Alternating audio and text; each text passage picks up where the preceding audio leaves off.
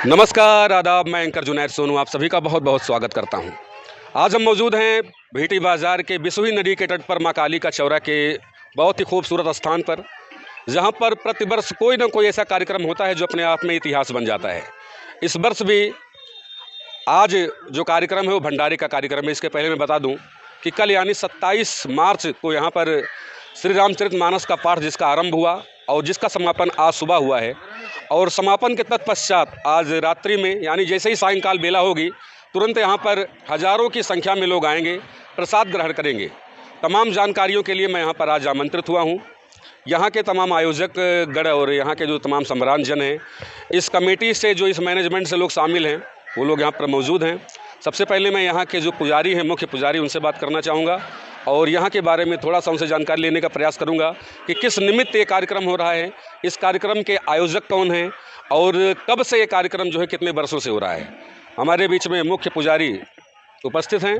सबसे पहले तो बहुत बहुत स्वागत है आपका। इस कार्यक्रम के बारे में कुछ बताने का प्रयास करें। भैया, मैं पंडित रामूरन मिश्र यहाँ के पुजारी हैं। ये माता जी का स्थान 200 वर्षों से ज़्यादा स्थापित है। यहाँ पर हमारे पुरानी भीटी के कंपोटर दादा, प्रदीप, दिलीप और सभी बच्चे मिल करके हमेशा कुछ ना कुछ धार्मिक आयोजन करते रहते हैं। इसी के उपलक्ष्य में भागवत बजती थी, लेकिन अब की श्री रामचरितमानस का पाठ करके भंडारा कर रहे हैं बच्चे सब मिल करके। ये सामूहिक है, सबके योगदान से, सबके सहयोग से किया जाता है। हर वर्ष होता रहता है। माता जी की बड़ी शक्ति है। यहाँ आस्था के अनुसार अगर कोई न्याय संगत मांग मांगी जाती है तो वो पूरी करती है माँ भगवती। यही सब है और बड़ा अच्छा आनंद मिल रहा है। और जानकारी लेना चाहूँगा कि कार्यक्रम जो है पूर्व नियोजित कार्यक्रम में पहले से ही ये निर्धारित है कि ये कार्यक्रम होना था, तो प्रसाद ग्रहण करने वालों की संख्या के बारे में बताएं कि कितने लोगों के आने की यहाँ पर संभावना है। कम से कम तो 2500 3,000 से ऊपर ही समझ लीजिए। हाँ, 3,000 के ऊपर समझ लीजिए। 4-12 हज़ार का टारगेट है, 5 कुंटल का टारगेट है। यानी 3,000 से ज़्यादा श्रद्धालु आने वाले हैं, यहाँ पर प्रसाद भोजन ग्रहण करने वाले हैं। हमारे बीच में इस समय और भी लोग मौजूद हैं। भीटी बाज़ार के प्रतिष्ठित व्यवसायी हैं पवन कसौधन जी, जो लगातार हर धार्मिक कार्यक्रमों में, सांस्कृतिक कार्यक्रमों में सरोकार रखते हैं, हर कार्यक्रमों में बढ़ चढ़कर हिस्सेदारी लेते हैं। इस कार्यक्रम के ये भी अहम सदस्यों में से एक हैं। क्या कहना चाहेंगे इस कार्यक्रम के बारे में? सबसे पहले मैं आपका को धन्यवाद ज्ञापित करना चाहूँगा कि आप यहाँ पर आए और हम लोगों को कुछ कहने का उस मौका दिए और उत्साहित किए। ये माता जी का जो स्थान है, ये शक्ति पीठ है, ये समझ लीजिए। यहाँ पर जो भी मन्नत सच्चे दिल से मांगी गई वो सबकी पूरी हुई है। और जो ये भंडारे का कार्यक्रम है, श्री रामचरितमानस का पाठ का कार्यक्रम है, ये तो हर वर्ष कुछ न कुछ यहाँ पर होता रहता है और माता रानी की कृपा से यहाँ पर किसी भी चीज़ का अभाव नहीं होने पाता है जी। जो सच्चे दिल से कार्य किया जाता है, माता रानी उसको पूर्ण करती हैं। हाँ। हमारे बीच में कंप्यूटर अग्रहारी जी हैं, जो इस कार्यक्रम के कर्ता धर्ता में एक हैं, यानी जो समूह बना हुआ है, जो एक मंडली बनी हुई है, उसमें बड़ी भूमिका निभाते हैं। कुछ जानकारी दीजिए इस कार्यक्रम के बारे में। इस कार्यक्रम हम लोग बहुत दिनों से, लगभग 10-12 साल से कर रहा हूँ।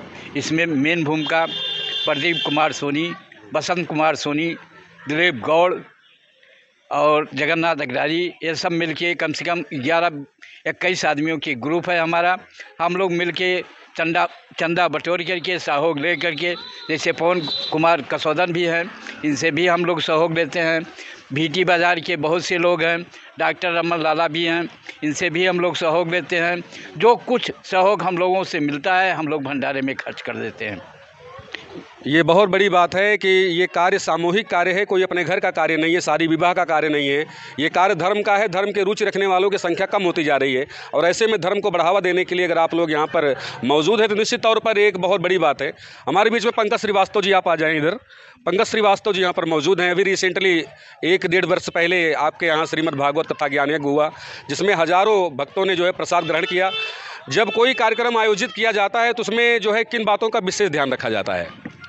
बहुत सारी बातें। पहली चीज़ तो आभार व्यक्त कर रहा हूँ कि आपने मुझे बोलने का मौका दिया है। और ये एक ऐसा स्थान है माता जी का कि जो हम लोग इनके सहारे हैं और इन्हीं की दया पे जी खा रहे हैं। आज तक कुछ भी माता जी से मांगा गया है वो पूर्ण हुआ है और बहुत बड़ी शक्ति है हम लोग के लिए।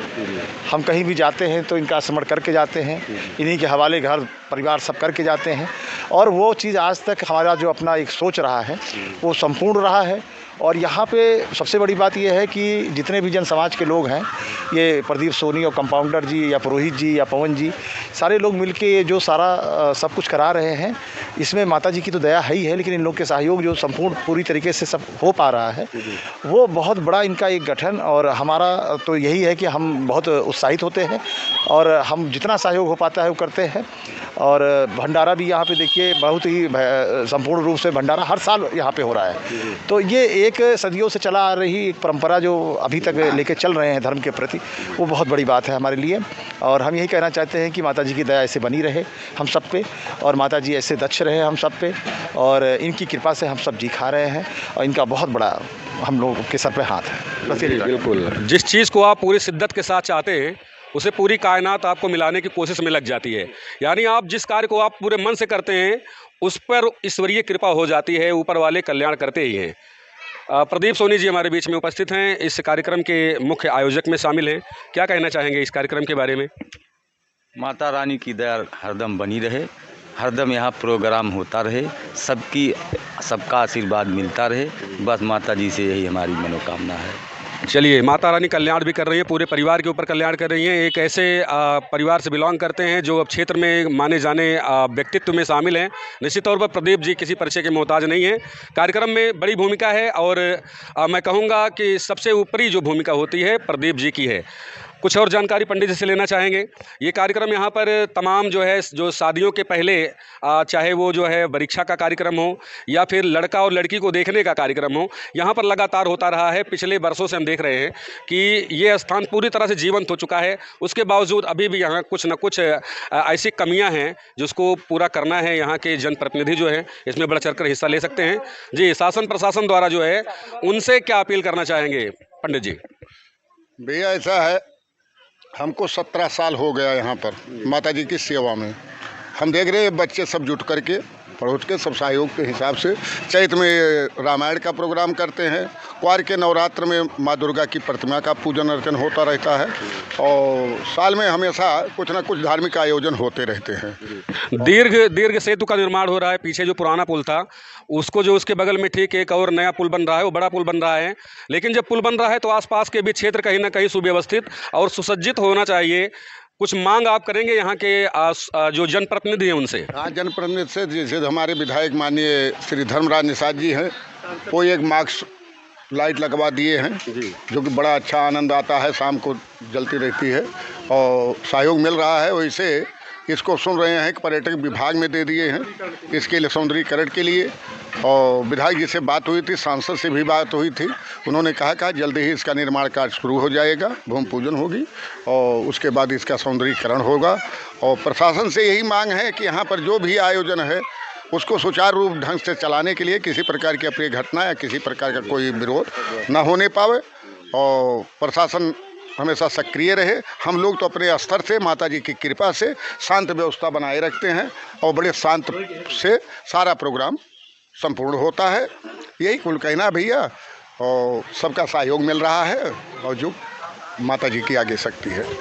चलिए, सबके सहयोग से ये कार्यक्रम जो है आप लोगों तक पहुंच रहा है। आप लोगों को पुनः बताना चाहूँगा कि 27 मार्च को यहाँ पर अखंड रामायण का पाठ हुआ, श्री रामचरितमानस का पाठ किया गया। आज सुबह जो है समापन हुआ। तत्पश्चात आज अभी कुछ देर बाद यहाँ पर सायंकाल बेला से प्रसाद लोग ग्रहण करना शुरू करेंगे। लगभग 4 बजे से शुरू हो जाएगा और 3000 प्लस लोगों की व्यवस्था की गई है। और उसके अलावा भी जो भी लोग आएंगे वो जो है प्रसाद ग्रहण करके ही जाएंगे। ऐसी व्यवस्था यहाँ पर उपलब्ध हैं। आप सभी का चैनल के साथ बने रहने के लिए बहुत बहुत धन्यवाद। ज़्यादा से ज़्यादा वीडियो को शेयर करें। नमस्कार।